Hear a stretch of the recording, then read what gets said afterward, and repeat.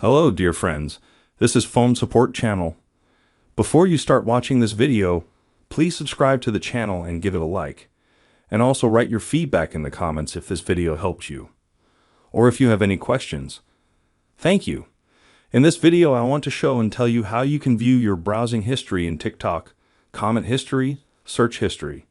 To do this, we need to go to TikTok on your phone or tablet, then click in the lower right corner, Profile, then click in the upper right corner on the three bars, select the item, Settings and Privacy. Here we scroll down, select Activity Center, and the first we have Watch History.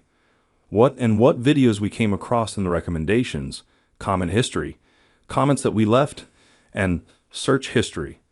First, we go to Watch History. Here's everything that we came across in the TikTok.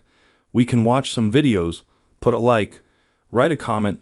Let's say we forgot about them and want to re-enter or find them somewhere. If we do not like any of this, we can click Cancel, click on the video and click Delete, and again, Delete, thereby removing the viewing history in the TikTok. Then we can go to the comments, as well as view the comments that we have ever left, and also see the search history. As you can see, this is a very simple and quick way. Done. That was the Phone Support Channel. Bye.